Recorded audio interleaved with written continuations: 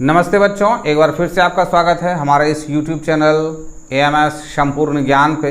और आज हम आपके बीच फिर से लेके आए हैं बिहार बोर्ड का ये 9th क्लास का रसायन शास्त्र का बुक है और इसका ये पहला अध्याय है हमारे परिवेश के पदार्थ। ये आपका पहला अध्याय है और इस अध्याय के हमने 2 क्लासेस ऑलरेडी अपलोड कर दिए हैं। आज हम लोग तीसरे क्लास में हैं। हम लोग विसरण से आगे के अध्यायों को पढ़ेंगे। तो इससे पहले के अध्याय को अगर आपने नहीं पढ़ा है तो आपसे हमारा रिक्वेस्ट है कि आप हमारे प्लेलिस्ट में चले जाएं और इससे पहले के अध्यायों को जरूर पढ़ें, या फिर इसके बाद वाले अध्याय को पढ़ने के लिए भी आप हमारे प्लेलिस्ट में जाएंगे। और अगर चैनल पे पहली बार हैं तो सब्सक्राइब करना नहीं भूलेंगे। वीडियो क्लास अच्छा लगता है तो लाइक ज़रूर करें, दोस्तों के साथ इसको शेयर करें। और अगर आप इंग्लिश का ग्रामर या फिर ट्रांसलेशन अगर सीखना चाहते हैं तो हमारा खुद का एक चैनल है जिसका नाम है AMS स्पोकन गुरु। आप हमारे इस चैनल को विजिट करें, वहाँ से आप ग्रामर और ट्रांसलेशन को भी सीख सकते हैं।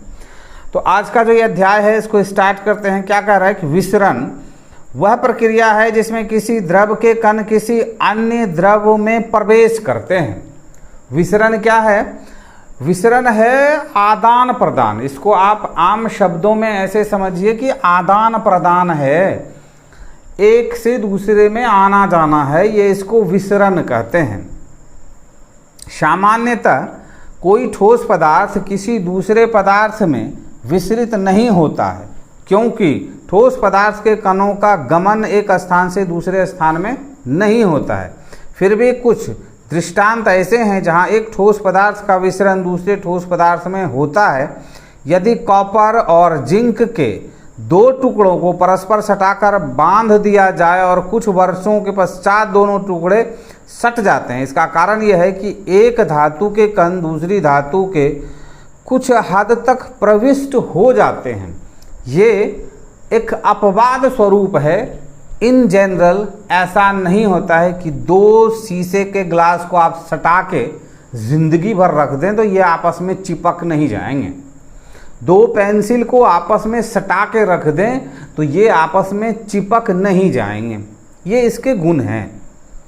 लेकिन विसरण के जो गुण होते हैं वो एक दूसरे में समाहित होते हैं। वो गैसों में अधिक, तरल में अधिक, मगर ठोस में ना के बराबर होता है।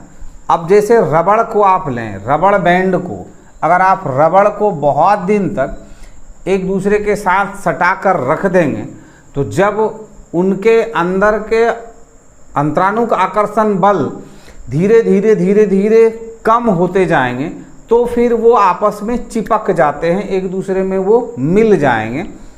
उसको वो विसरण करना नहीं कहेंगे। पदार्थ की द्रव्य अवस्था, अब देखिए पदार्थ की जो द्रव्य अवस्था है उस द्रव्य अवस्था में विसरण होती है। द्रव के कणों के बीच अंतराणुक आकर्षण बल ठोस की तुलना में कमजोर होने के कारण द्रव के कण कम मजबूती के साथ परस्पर बंधे रहते हैं। मैंने इसे पहले कई बार आपको बताया है कि ठोस पदार्थ के जो अंतराणुक आकर्षण बल होते हैं उसमें इतने अधिक अंतराणुक आकर्षण बल होते हैं कि वो आपस में एकदम से चिपके हुए होते हैं और उनके बीच में अंतराणुक स्थान न्यून होता है, नगण्य होता है, ना के बराबर होता है, जिस वजह से उनमें विसरण होने की संभावना ही नहीं होती है।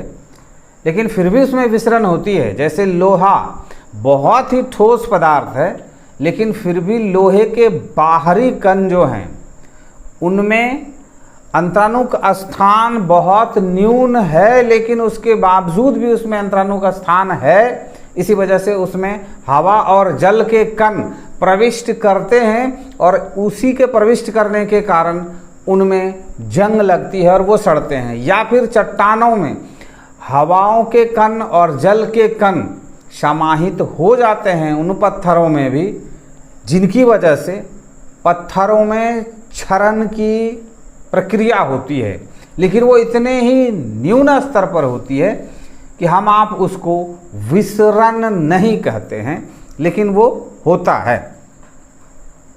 द्रव के अंदर अंतराणु का स्थान ठोस की अपेक्षा अधिक होती है, फलतः द्रव के कण अधिक स्वतंत्रता पूर्वक एक स्थान से दूसरे स्थान पर गमन करते रहते हैं, किंतु अंतराणु का आकर्षण बल इतना कमजोर भी नहीं होता कि वे कण द्रव की सतह छोड़कर बाहर निकल जाएं। क्या होता है, द्रव के अंदर जो है अंतराणु का स्थान, अंतराणु का आकर्षण बल जो है वो बहुत कम होता है, वो स्वतंत्र रूप से एक जगह से दूसरे जगह घूमते रहते हैं, लेकिन इतने भी नहीं होते हैं कि वो जहाँ तहाँ चले जाएं, लेकिन जब उनमें ऊर्जा का संचार होता है तो वो फिर अपने से दूर होने लगते हैं। तो द्रवों में और गैसों में विसरण होती है। द्रव के सामान्य गुण देखिए, द्रव की सामान्य विशेषताएं निम्नलिखित है।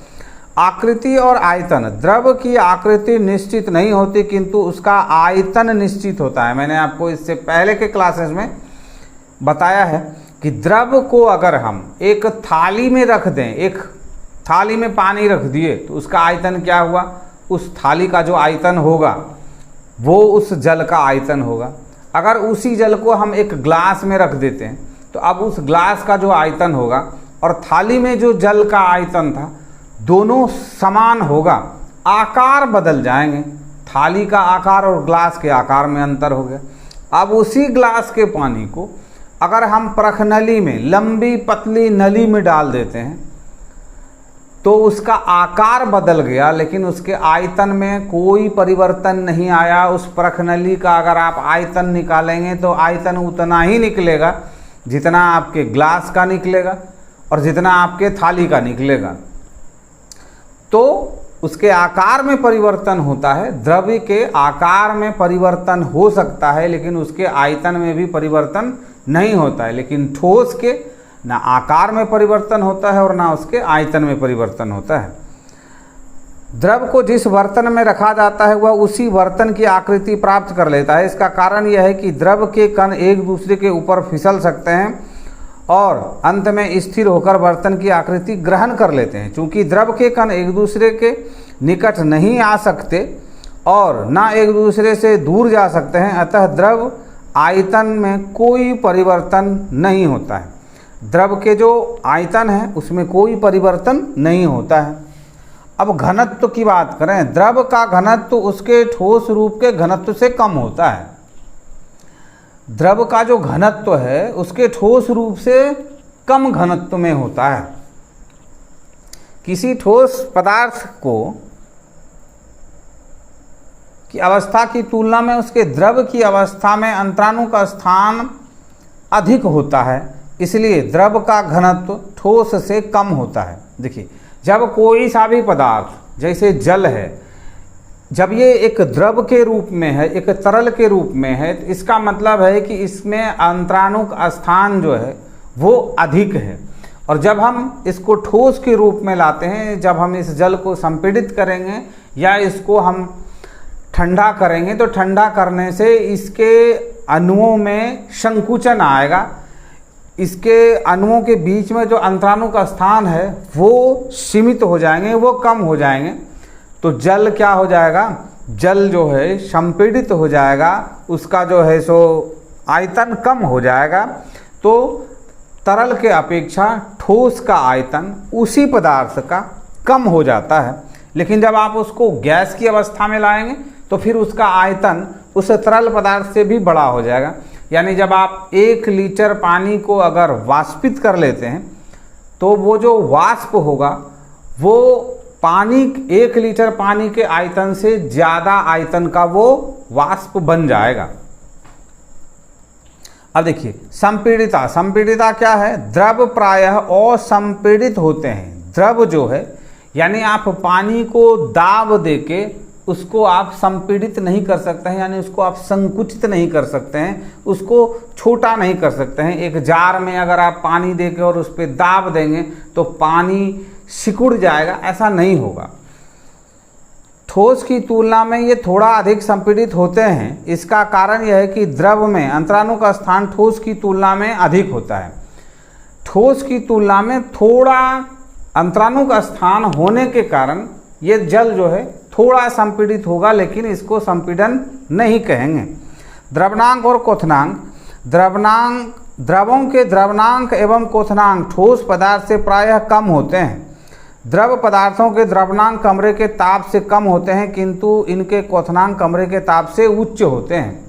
इनका जो द्रवणांक है और क्वथनांक है, ये द्रवणांक कमरे के ताप से कम होता है, लेकिन इनका जो क्वथनांक है वो कमरे के ताप से अधिक होता है। ये द्रव्य के साथ होता है। तरलता, देखिए द्रव पदार्थों में बहने की प्रवृत्ति पाई जाती है। ये बहने की प्रवृत्ति क्यों होती है? क्योंकि इनके अणुओं के बीच अंतराणुक आकर्षण बल जितना ज़्यादा कम होगा वो उतना ही ज़्यादा फ्लो के साथ बहने वाले होंगे। अगर आप एक शुद्ध पानी को लें तो शुद्ध पानी में जो अंतराणुक बल है वो इतना कम है कि अगर आप उसके जगह पे किसी ऐसे गाढ़े घोल को लें तो उस गाढ़े घोल में अंतराणुक बल पानी के अंतराणुक बल से अधिक होने के कारण वो पानी की तुलना में थोड़ा कम बहेगा। तो इस तरह से जितना ज़्यादा कम अंतराणुक आकर्षण बल होगा वो द्रव्य उतना ही तेजी से एक दूसरे पर फिसलते हुए आगे निकल जाएगा। ठोस अवस्था की तुलना में द्रव अवस्था में अंतराणुक स्थान अधिक और अंतराणुक आकर्षण बल कमजोर होने के कारण द्रव कणों की गति ऊर्जा ठोस कणों से उच्च होती है। फलतः द्रव में बहाव का गुण आ जाता है, जिससे उसकी आकृति में परिवर्तन हो सकता है। द्रव के बहाव की प्रवृत्ति द्रव की प्रकृति पर निर्भर करता है। उदाहरण के लिए यदि कमरे के फर्श पर थोड़ा जल गिरा दिया जाए तो यह फैलने लगता है और इसकी आकृति भी बदलने लगती है, किंतु जल का कुल आयतन अपरिवर्तित रहता है। फिर से आपको यहाँ पे आयतन वाला चीज़ समझ में आ गया होगा। लेकिन अगर उसी फर्श पर पानी के जगह पे किसी ऐसे ठोस को गिरा दिया जाए, ऐसे लिक्विड को गिराया जाए जिसके अंतराणुक आकर्षण बल जिसमें जल की अपेक्षा अधिक होती हो तो उनका विसरण कम हो जाएगा। अब देखिए विसरण, द्रव में परस्पर मिश्रित हो जाने की प्रवृत्ति पाई जाती है क्योंकि इसमें बहने का गुण होता है। विसरण क्या है? एक का दूसरे में आदान प्रदान होना विसरण है। इसी विसरण नियम को आप अगर इसी 9th क्लास के बायोलॉजी का क्लास पढ़ेंगे तो आप उसमें इस विसरण के बारे में पढ़ेंगे कि ये जो विसरण है ये कोशिका झिल्ली का ये कार्य होता है वो विसरण करने का। किसी भी वस्तु का जो सांद्रता के सिद्धांत जो होते हैं उसी में विसरण भी उसी में आते हैं और परासरण भी आते हैं। ये अगर आप बायोलॉजी का क्लास नहीं पढ़े हैं तो आप हमारे प्लेलिस्ट में जाएं, वहाँ से आप बायोलॉजी का क्लास भी पढ़ेंगे तो आपको इन चीज़ों को अच्छी तरह से समझने में आसानी होगी। कार्यकलाप है, देखिए 2 बीकर ए और बी लें और उसमें चित्रानुसार जल भरें। बीकर ए वाले जल को सावधानी पूर्वक 1 बूंद स्याही दीवार के सहारे डालें। इसी प्रकार बीकर बी वाले जल में 1 बूंद शहद डालें, जैसे चित्र 1.10 में दिखाया गया है। आप देखेंगे कि बीकर ए में स्याही तुरंत जल में फैल जाती है, जबकि शुद्ध जल में बीकर के किनारे से होकर शहद की एक लकीर छोड़ते हुए नीचे जाने लगता है। 10-15 मिनट के अंदर ही बीकर में स्याही का नीला रंग पूरे जल में फैल जाता है। इसके विपरीत शहद का जल फैलने के लिए अपेक्षाकृत अत्यधिक समय की आवश्यकता होती है। ऐसा क्यों होता है? क्योंकि जल के जो अणुओं के अंदर जो अंतराणुक आकर्षण बल है वो शहद के अणुओं के अंतराणुक आकर्षण बल से कम है।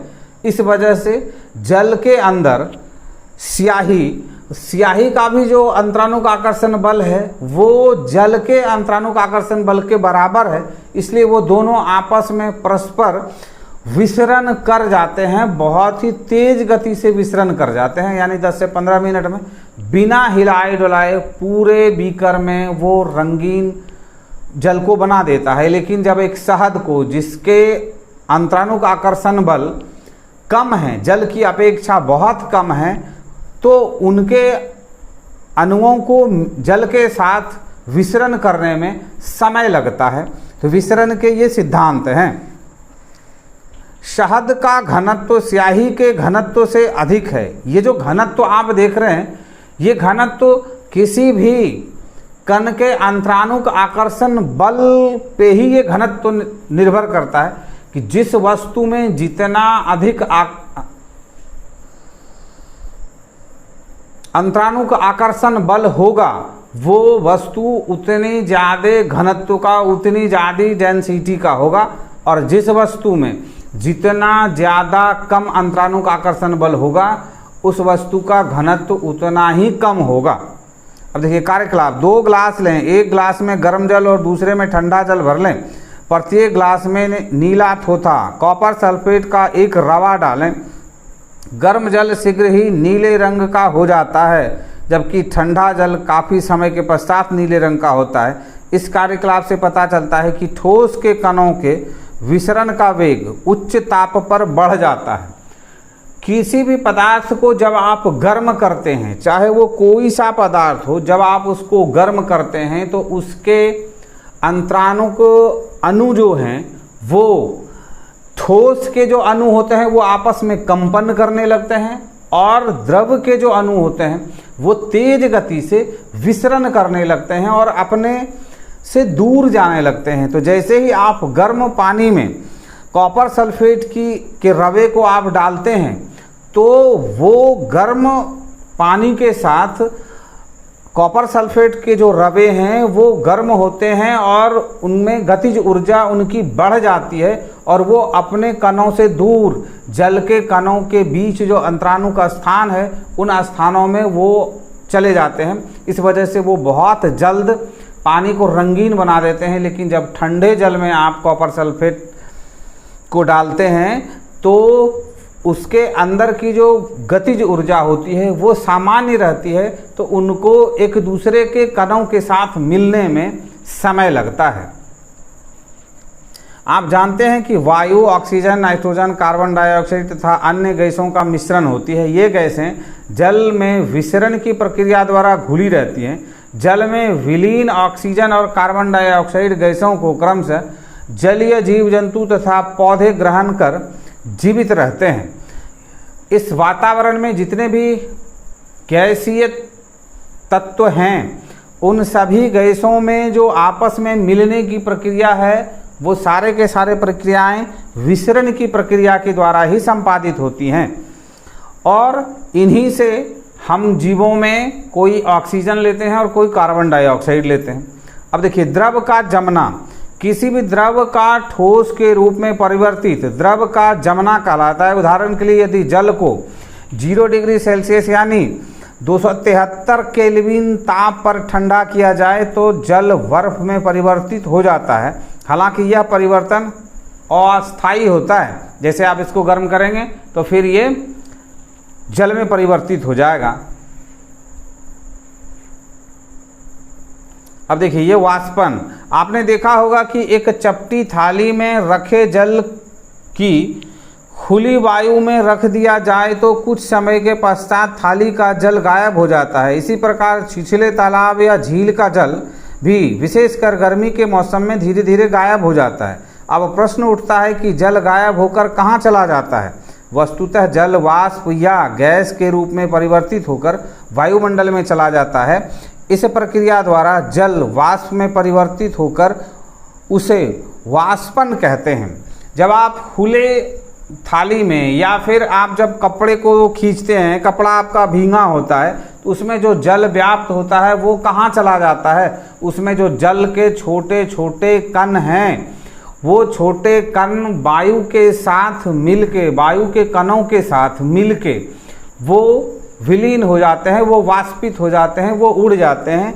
जब भी आप कपड़े को सूखने देते हैं तो या तो धूप की रोशनी या फिर वायु में पर्याप्त सांद्रता या फिर वायु में उपस्थित वायुमंडल की शुष्कता या फिर आर्द्रता पे निर्भर करती है।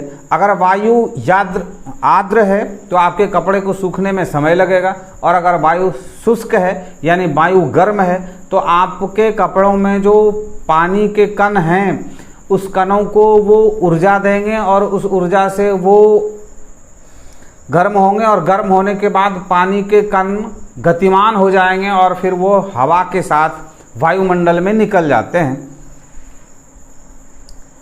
किसी द्रव का कमरे के ताप या द्रव के क्वथनांक के नीचे के तापों पर वाष्प बनकर धीरे धीरे वायुमंडल में जाने की प्रक्रिया वाष्पन कहलाती है। किसी भी द्रव्य के कमरे के ताप से द्रव्य के क्वथनांक के नीचे तापों पर वाष्पन जो होता है उसको वायुमंडल में जाने की प्रक्रिया को वाष्पन कहते हैं। क्वथनांक से पहले, क्वथनांक 100 डिग्री सेंटीग्रेड पर होता है, उससे पहले की जो वाष्पन की प्रक्रिया है उसी को वाष्पन कहते हैं। कार्यकलाप है, देखिए, एक घड़ी कांच पर थोड़ा कार्बन डाइसल्फाइड लेकर खुली वायु में छोड़ दें। कुछ समय पश्चात आप देखेंगे कि कार्बन डाइसल्फाइड घड़ी कांच पर से गायब हो गया। कार्यकलाप, स्टील की एक थाली में थोड़ा सोडियम क्लोराइड साधारण नमक का जलीय विलयन लें और थाली को गर्म करें। कुछ समय पश्चात थाली का जल गायब हो जाता है और थाली में सोडियम क्लोराइड अवशिष्ट बचा रह जाता है। तो ये कहाँ चले जाते हैं? ये इसमें जो जल के कण हैं वो जल के कण वायु के कण के साथ आपस में मिलके और वो वाष्पित होके निकल जाते हैं और उसमें जो अपशिष्ट पदार्थ होते हैं यानी सोडियम क्लोराइड जो उसमें मिलाया गया होता है वो आपका बच जाता है। तो आप जब भी कहीं भी जल को देखते हैं तो वो जल वाष्पित होके और वायुमंडल में कैसे जाता है? इसी प्रक्रिया के द्वारा जाता है। तो आज का क्लास ये तीसरा क्लास है। आज के इस क्लास को हम यहीं पे विराम देते हैं। इसके बाद मिलेंगे हम लोग वाष्पन क्रिया की व्याख्या से चौथे क्लास में। आपको ये वीडियो क्लास कैसा लगा कमेंट्स बॉक्स में कमेंट्स करके ज़रूर बताएं। और चौथे क्लास को अगर आप अटेंड करना चाहते हैं तो हमारे इस चैनल को सब्सक्राइब ज़रूर कर लें और बेल आइकन को ऑल पे क्लिक करें, तभी हमारे द्वारा नेक्स्ट वीडियो जो अपलोड होगा उसका नोटिफिकेशन मिल जाएगा। या फिर आप हमारे प्लेलिस्ट में जाके इससे पहले के और इसके बाद के सभी क्लासेस को आप देख सकते हैं। और भी दूसरे विषयों की पढ़ाई आपको मिलेगा, तो आप हमारे प्लेलिस्ट को विजिट करें और वहाँ से अपने ज़रूरत के हिसाब से अध्ययन करें। तो आज के लिए बस इतना ही। धन्यवाद।